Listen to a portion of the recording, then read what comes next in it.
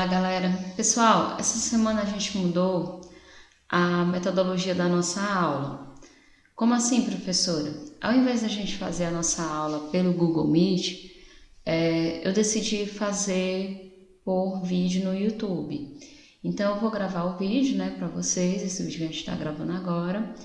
Vou disponibilizar o link no grupo para vocês acessarem no YouTube e vai estar nesse vídeo a correção da revisão de vocês.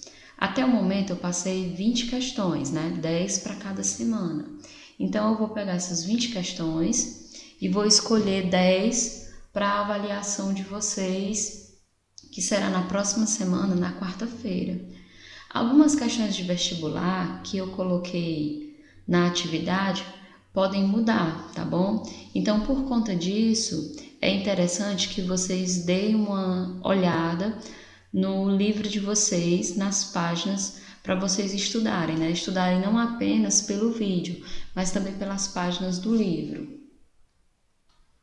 Gente, no livro de vocês, os capítulos que vão ser cobrados na prova são 2 capítulos, certo? É o capítulo 5, que é o que vai falar da crise de 29 e da ascensão dos regimes totalitaristas. É da página 72 do livro de vocês até a página 80. Então, o primeiro capítulo para a prova é da página 72 até a página 80. Aí, o segundo capítulo que vai cair na prova é o capítulo que a gente viu da última aula, que foi Segunda Guerra Mundial, que é da página 83 no livro de vocês até a página 94. Então, para a prova, não esqueça, página 72 até a página 80, 72 a 80, e da 83 a 94. Então, é esse o conteúdo que vai ser cobrado na prova de vocês, que vai ser crise de 29, opa, caiu um negócio aqui, crise de 29, regimes totalitários e Segunda Guerra Mundial. Mas é importante também que vocês vejam essa revisãozinha que eu vou passar agora, tá certo? Então vamos lá, galera, vamos fazer a nossa revisãozinha das 20 questões que eu já havia passado para vocês, tá bom?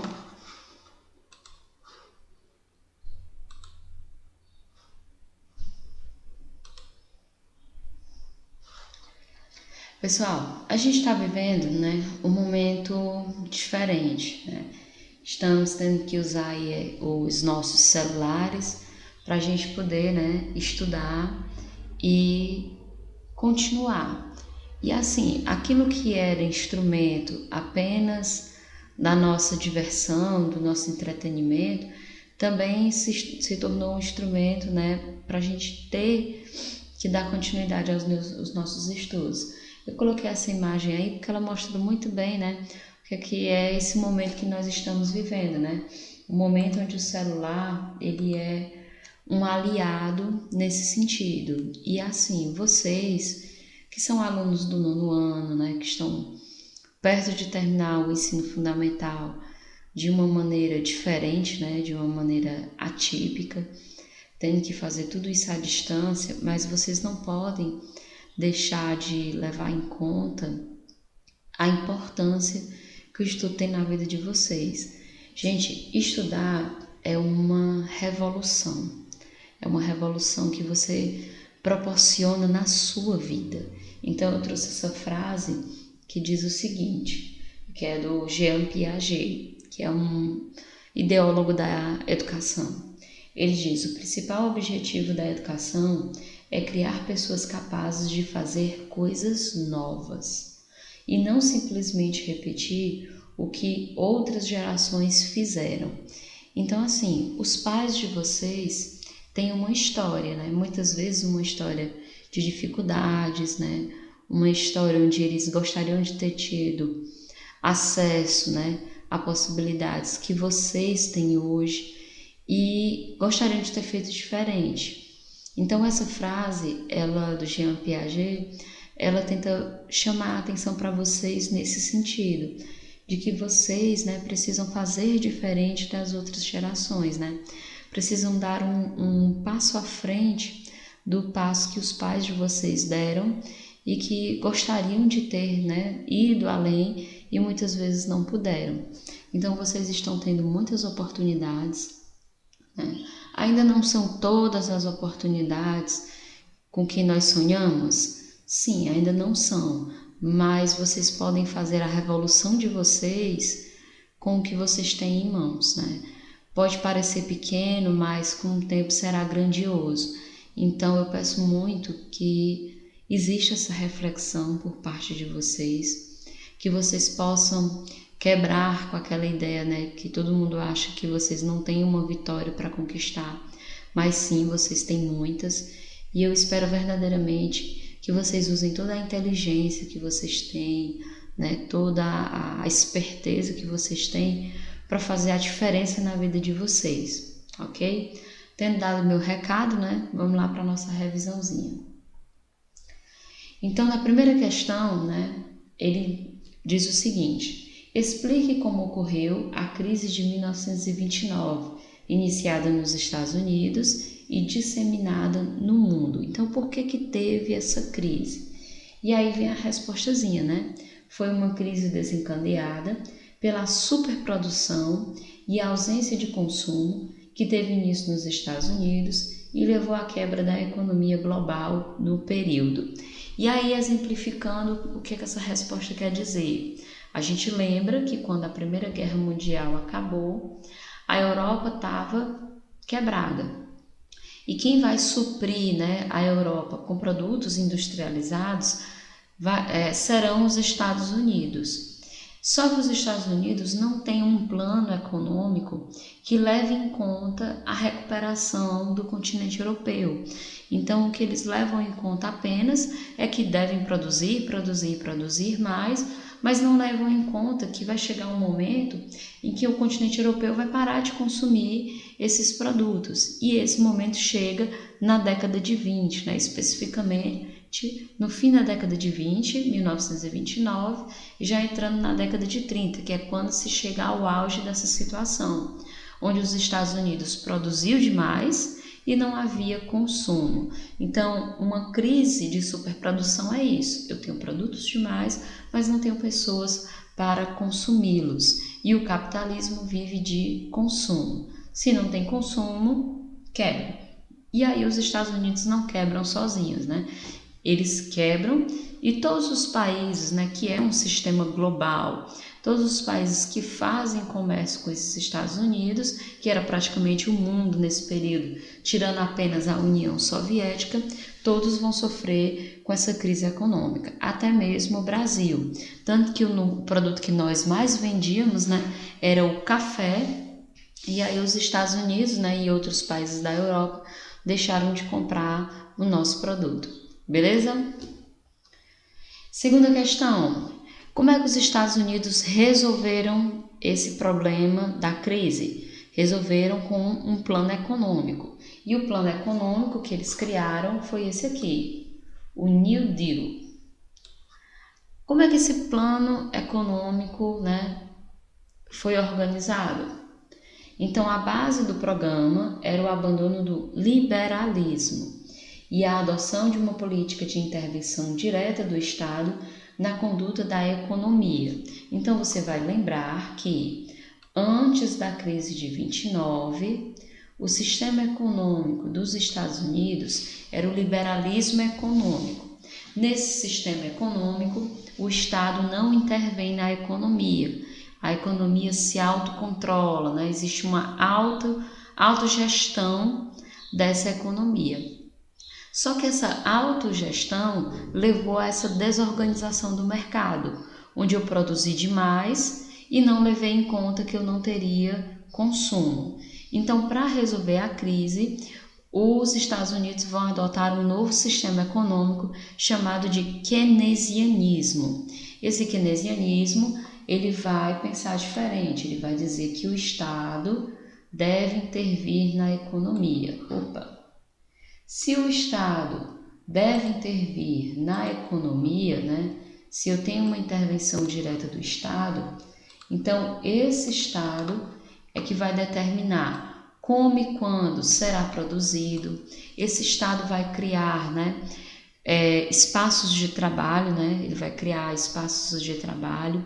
Esse Estado, né, vai controlar a produção. Esse Estado também vai ajudar as empresas a se reorganizarem. Então, lembra daquele slidezinho que eu passei, né? Antes da crise de 29, liberalismo. Depois da crise de 29, keynesianismo. Beleza? E aí eu já meio que respondi, né, a terceira, qual era o sistema econômico, né, que organizava os Estados Unidos antes da crise de 29, o liberalismo econômico. Esse liberalismo econômico que nasceu lá no século XV com um cara chamado Adam Smith. Quarta, saímos da crise de 29, né? E entramos nas questões que falam sobre a ascensão dos regimes totalitários. O que foi o movimento conhecido como Marcha sobre Roma? A resposta correta é: em outubro de 22, os fascistas pressionaram o rei na época, o rei da Itália, né? E convocaram o líder fascista Benito Mussolini. A partir daí, conhecido como Duce, o condutor, a ocupar o cargo de primeiro-ministro. Então, a Marcha sobre Roma foi um golpe em que os fascistas, liderados por Benito Mussolini, derrubam o rei do poder, derrubam o rei do governo e colocam Benito Mussolini como primeiro-ministro, liderando a Itália. Então aí nasce o fascismo italiano e, né, alguns anos depois nós vamos ver a ascensão do nazismo na Alemanha com a figura do Adolf Hitler. Vamos lá para a quinta questão, galera. Pronto, agora a gente vai ter que caracterizar o que foi o totalitarismo. Então, o totalitarismo é um tipo de governo não democrático, ou seja, se ele não tem democracia, as pessoas não têm direito a participar do processo eleitoral, né? Alguém manda e aí pronto, todo mundo tem que obedecer, cujo controle é exercido o controle é unicamente exercido pelos dirigentes, que retêm os direitos das pessoas em proveito da razão. O regime de governo no qual só um partido político é permitido, chefiado por um líder absoluto, que se mantém no poder usando de força e violência. Então, isso é um regime totalitário. No regime totalitário, eu não tenho democracia. No regime totalitário, só quem manda são os dirigentes, né, as pessoas que estão à frente do partido que manda. No governo totalitário, não existe a ideia, né, de você cuidar das pessoas, pensar no bem-estar das pessoas. E no governo totalitário, o líder absoluto é quem tem o poder e para manter esse poder ele usa de força e violência. Sexta questão, agora a gente vai entrar nas questõezinhas de vestibular. A sexta questão que eu escolhi para vocês é uma questão de Enem. Você olha assim e pensa, nossa, ela é imensa. Preguiça de ler. Galera, não pode ter preguiça de ler, certo? Por mais que ela seja uma questão extensa, são os tipos de questões que vocês vão encontrar primeiro ano, segundo e terceiro, beleza? Aí na pergunta, né, no texto ele diz... São dois textos para poder responder. Texto 1. A Europa entrou em estado de exceção, personificado por obscuras forças econômicas, sem rosto ou localização física, conhecida, que não prestam contas a ninguém e se espalham pelo globo por meio de milhões de transações diárias no ciberespaço. Texto 2. Estamos imersos numa crise financeira, como nunca tínhamos visto desde a Grande Depressão, iniciada em 1929 nos Estados Unidos. Então aí ele vai fazer uma comparação, né? A comparação entre os significados da atual crise econômica e do crash da Bolsa de 1929 oculta a principal diferença entre essas duas crises, pois... Então você vê, no texto 1, ele está falando de uma crise econômica que o mundo vive, que começou no ano de 2008. E de certa forma nós, em 2020 ainda estamos vivendo, parte dessa crise e ainda mais impulsionada, pela pandemia do coronavírus. E aí, no outro texto, ele vai falar da crise de 29. Então, ele quer aí que você encontre, qual é a alternativa que melhor define, a relação entre essas duas crises, a comparação entre elas. Aí na letra A ele diz: o crash da Bolsa em 1929 adveio do envolvimento dos Estados Unidos na Primeira Guerra. Tá errado, A crise aconteceu depois, depois dos Estados Unidos, e a Primeira Guerra Mundial foi de 1914 até 1918. B. A crise de 29 ocorreu devido a um quadro de superprodução industrial nos Estados Unidos. E a atual crise, que foi a crise de 2008 que eu falei, resultou da especulação financeira e da expansão desmedida do crédito bancário. Alternativa correta, letra B. Então você vai lembrar, a crise de 29 é uma crise de superprodução. A crise de 2008 é uma crise de especulação financeira dos bancos. Como assim, professora? Na crise de 2008, os bancos começaram a dar muito crédito, a liberar crédito no mercado para pessoas que provavelmente não poderiam pagar, mas mesmo assim o banco liberou, fez essa jogada.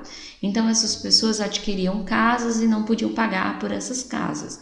Então isso levou a uma bola de neve, em que as pessoas não podiam mais pagar as casas, os bancos, acabaram entrando também em recessão por falta desses pagamentos. Isso acabou atingindo as indústrias e hoje, nós ainda estamos tentando sobreviver a essa crise que começou em 2008, beleza?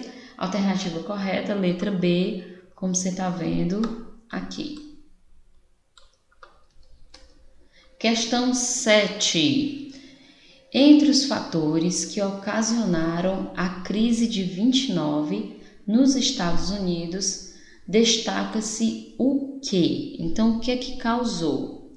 Letra A, o protecionismo rígido, a escassez de crédito bancário e a superprodução. B, a saturação do mercado, a crise na agricultura e o crash da Bolsa de Nova York. C, a superprodução, a saturação do mercado e a expansão desmedida do crédito bancário. D, a adoção de programas de construção de obras financiadas pelo Estado para minorar o desemprego. Ou letra E, a excessiva oferta de terras e o protecionismo rígido.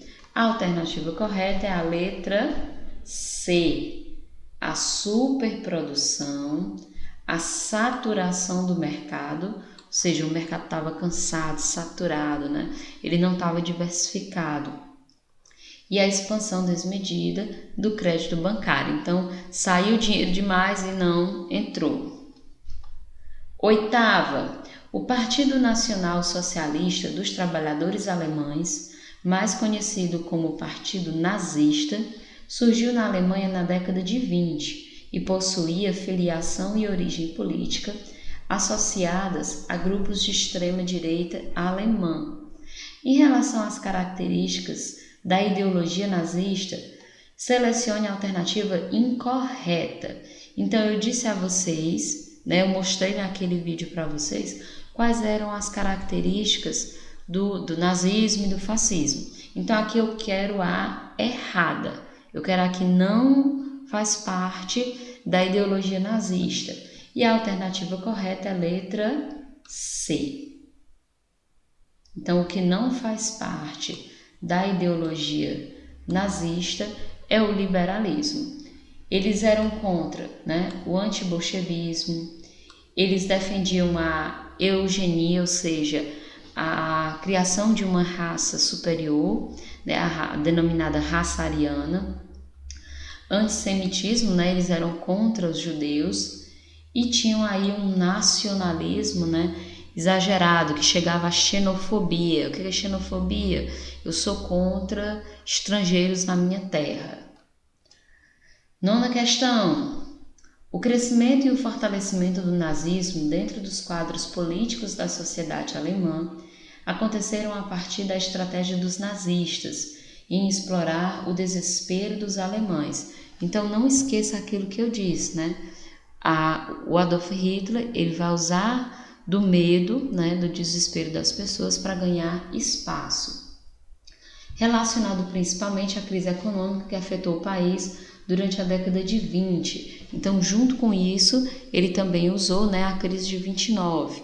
O desespero também gerado pela crise de 29 foi importante para que Hitler chegasse ao poder, no período que ficou conhecido como República de Weimar, ou seja, a república que antecipou o nazismo. Essa crise que atingiu a Alemanha foi resultado, em parte, das indenizações cobradas ao país, né, após a Primeira Guerra Mundial. Então, as cobranças que a Alemanha tinha que pagar da Primeira Guerra foram impostas por qual tratado? Resposta correta, letra E, Tratado de Versalhes. Então, não esqueça do Tratado de Versalhes, o tratado que a Alemanha teve que assinar depois da Primeira Guerra Mundial, que praticamente destruiu o país economicamente falando. Então, vamos lá para a décima. Décima questão, ainda é questão de vestibular, né? A ascensão de Hitler ao poder no início dos anos 30 ocorreu como? E aí a alternativa, você pode dar um pause, né? Ler todas as alternativas para você relembrar. E a alternativa correta é a letra D. A partir da sua convocação pelo presidente Hindenburg para chefiar uma coalização governamental. E aqui é interessante, gente, que eu quero que vocês lembrem o seguinte: na Itália, o fascismo chegou ao poder por um golpe de Estado, né, que foi a Marcha sobre Roma. E na Alemanha, né, o Hitler também tentou dar um golpe de Estado, Putsch de Munique, mas não deu certo. Então ele começou a ganhar espaço realmente na política, né? Politicamente falando, né, ele começou a ganhar espaço, tanto que, né, chegou ao poder através de uma nomeação e só posteriormente, né, se autodeclarou o Führer, né, o líder supremo da nação nazista, da nação alemã, desculpa. 11ª, agora a gente já está entrando nas questões de Segunda Guerra Mundial. O que foi o Pacto Nazi-Soviético de Não Agressão? Vejam aí quais são os grupos que estão envolvidos. Nazismo da Alemanha, e soviético, que vem de União das Repúblicas Socialistas Soviéticas. Então você vai dizer qual foi o pacto feito entre a Alemanha e União Soviética. Aí você pode perguntar, mas professora, a Alemanha e a União Soviética, elas não eram inimigas, não? Galera, inimigas elas eram. Só que, diante dos interesses, né, maiores, diante dos interesses de conquistar território, elas acabam, né, fazendo aí pactos. Então, o que é que esse pacto diz? O acordo assinado em 1939 entre a Alemanha e a União Soviética, que determinava que eles dividiriam a Polônia e a União Soviética recuperaria territórios perdidos ao fim da Primeira Guerra, além de determinarem a neutralidade soviética em caso de uma nova guerra. Então, o objetivo desse tratado, né, desse pacto, era duas coisas: dividir a Polônia e, se a guerra começasse, eles não se envolveriam, né, diretamente no conflito. 12ª, qual era a função dos campos de concentração nazista? Por que eu digo nazista? porque a União Soviética também tinha campos de concentração, certo? Bem, nesses campos, né, nesses locais, os prisioneiros, a maior parte deles judeus, mas como a gente sabe também tinham outros, né, comunistas, ciganos e homossexuais, realizavam trabalhos forçados e eram executados. Então, o objetivo do campo de concentração era exterminar com as pessoas. Colocavam elas em trabalhos forçados, né, e essas pessoas em péssimas condições ou até mesmo pelo excesso de trabalho forçado, chegavam a falecer. E a gente sabe também que existia a execução em massa nas câmaras de gás. Então as pessoas eram levadas para as câmaras de gás, né, inalavam o gás tóxico e depois eram incineradas em fornos. Quais os países formavam o grupo do Eixo? Não esqueçam, a Primeira Guerra Mundial, né? Tínhamos a Tríplice Aliança e a Tríplice Entente. Na Segunda Guerra Mundial, nós tínhamos os aliados e o eixo. Quem formava o eixo? Alemanha, Itália e Japão. Então não esqueça, eixo, Alemanha, Itália e Japão. Se a Alemanha, Itália e Japão formavam o eixo, quem formavam os aliados? Inglaterra, França, Estados Unidos e União Soviética. Não esqueça que a guerra começa com ingleses e franceses. Estados Unidos e União Soviética não entram na guerra em 39. Sabemos que a guerra é declarada em 39, mas as batalhas, de fato, só começam de 40 para 41. Tanto que nós vamos ter a França invadida pelos alemães. E aí a Inglaterra fica sozinha, né? Sendo que só apenas no ano de 41, Estados Unidos, né, e União Soviética entram na guerra. Professora, mas a senhora acabou de dizer que o Hitler tinha feito um acordo para não invadir a União Soviética.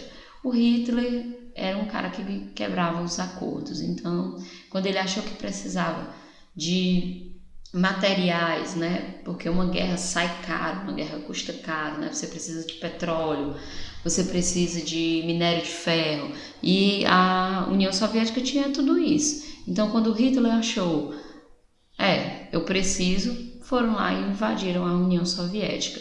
E os Estados Unidos começam a guerra, né? Sempre estiveram envolvidos desde o começo de 39, fornecendo produtos, mas ainda não haviam entrado oficialmente no conflito. Então, eles entram oficialmente no conflito com o ataque à base naval de Pearl Harbor em 7 de dezembro de 41, quando os japoneses, né, decidem atacar os Estados Unidos e tentam dominar aí a região do Oceano Pacífico.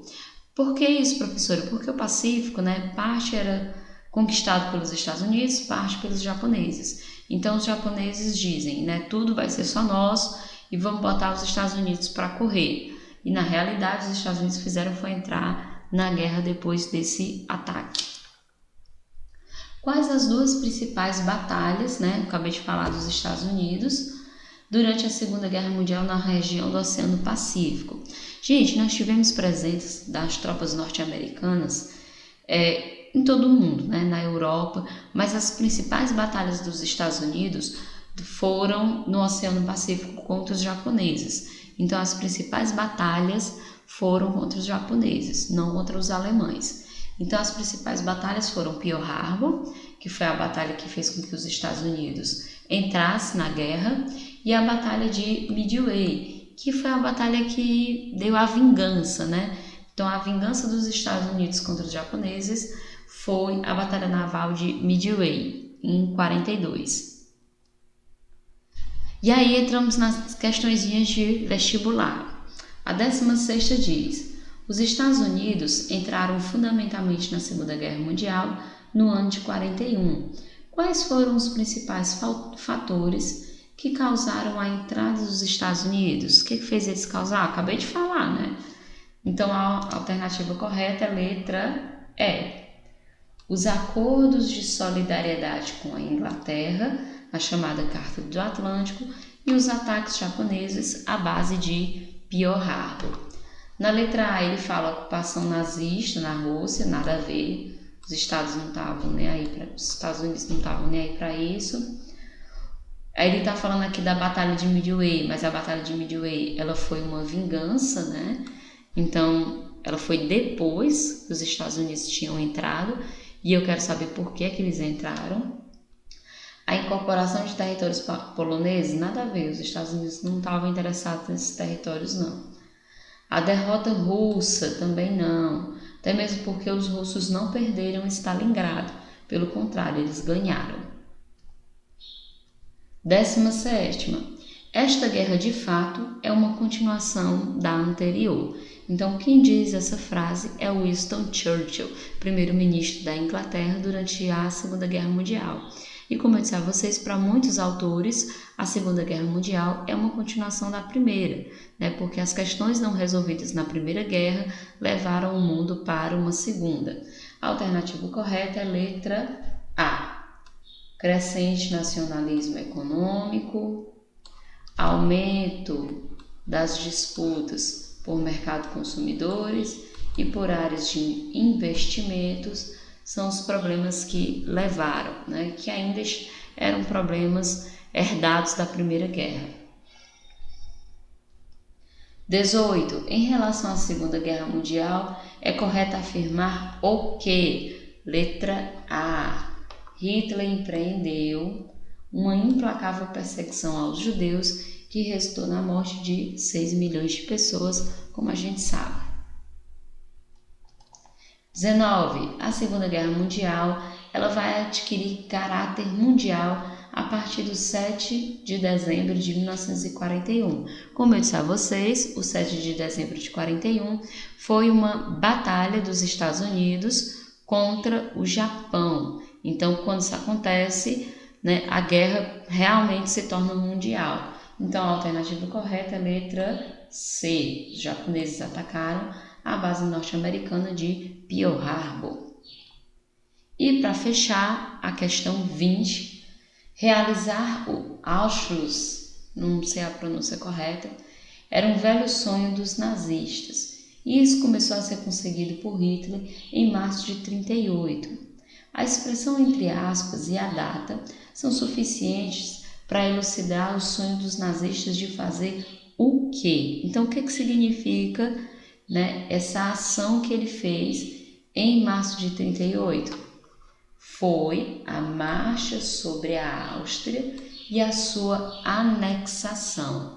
Então, a Áustria ela era um território ligado à Alemanha, mas que se separou ao fim da Primeira Guerra. Então, Hitler dizia que os alemães que viviam naquela região deveriam ser reincorporados, né? O território deveria ser tomado novamente pela Alemanha. E ele faz isso, né?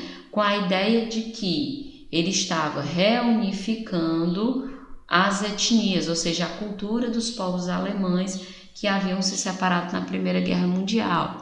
E quando ele diz, né, que está unindo esses povos alemães, ele está dentro de uma ideologia que nós chamamos de pangermanismo, ou seja, né, é a defesa, o controle e a expansão dos povos de origem germânica. Galera, com isso nós terminamos a nossa revisão. Não esqueçam de ver as páginas, certo? Não vejam só o vídeo, não olhem só os slides. E bons estudos para vocês. Até a próxima!